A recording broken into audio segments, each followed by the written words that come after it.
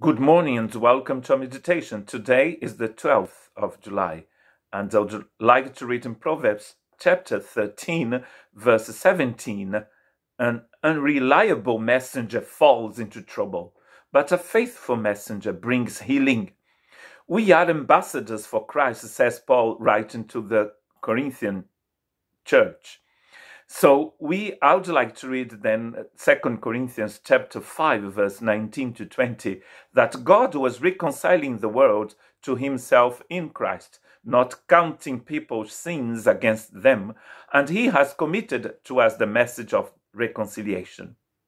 We are therefore Christ's ambassadors, as though God were making his appeal through us. We implore you on Christ's behalf, be reconciled to God. So we were reconciled to God, and we have become ambassadors for Christ, messengers of Christ. Those people who are going all over into all the world preaching the good the gospel of peace, as Isaiah says.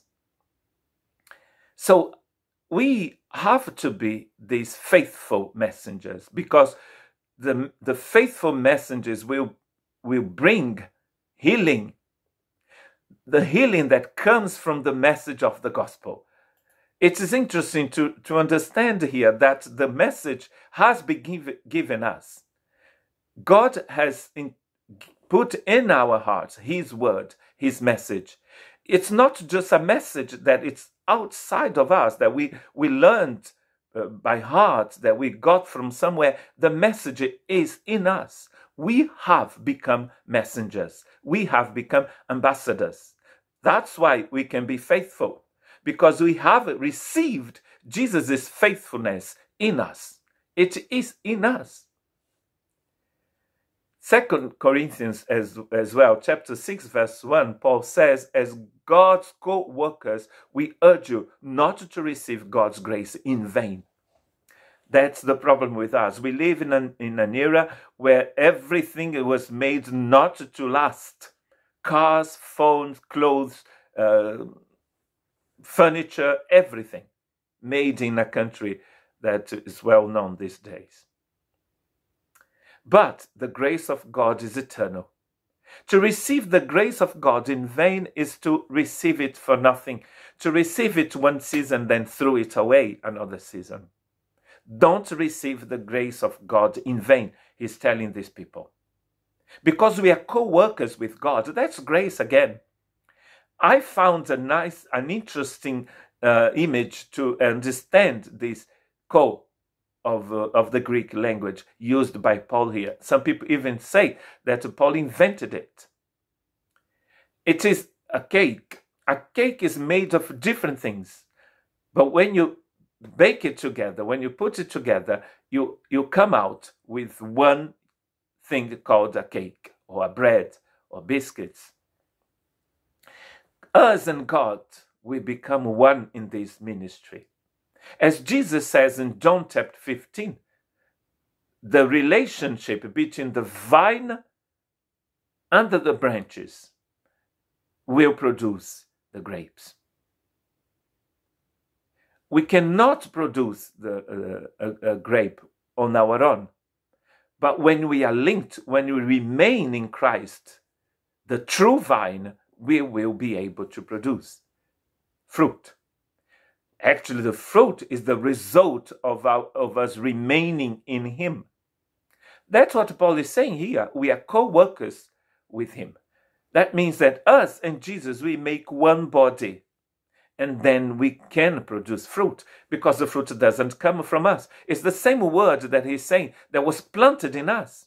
Romans chapter 6, verse 5 says that on the cross and on Christ's resurrection, we have become one plant with him.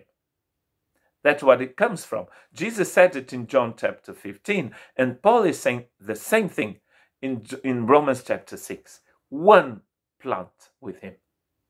Co-workers. So how can we be unfaithful when you know that? How can we be these people who receive the grace of God in vain? Proverbs chapter 13 talks about the good messenger, but also about the one who is not good at all. That one will fall into trouble. And it might be the same sort of messenger that Paul is talking about in Philippians chapter 3, verse 18 and 19. For as I have often told you before, and now tell you again, even with tears, many live as enemies of the cross of Christ. He's not talking about the non-Christians here. He's talking about people inside the institution called the church. Their destiny is destruction. Their God is their stomach, and their glory is their shame. Their mind is set on earthly things. Well, if you're talking about people who don't know Christ, I don't think Paul would be crying. But when you realize there are people inside the church, the structure of the church, that are actually living on enemies of Christ, that's really bad. That's why Paul is crying here. Instead of searching for the glory of God, some people search for their own. And that, again, is receiving the grace of God in vain.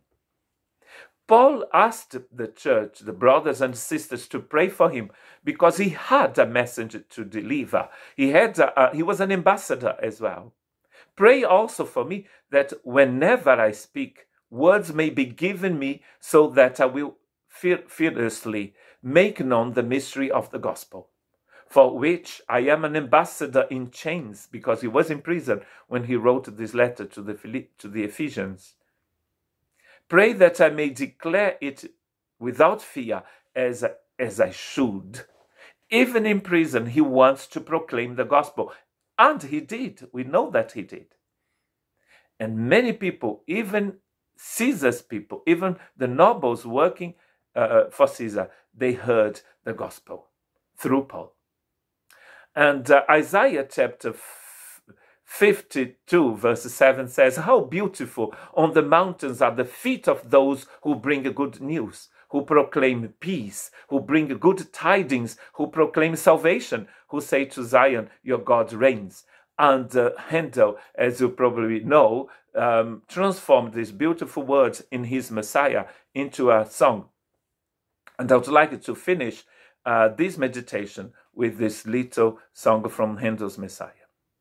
How beautiful are the feet of them that preach the gospel of peace. How beautiful the feet, how beautiful the feet of them that preach the gospel of peace. Glad tidings of good things. God bless you.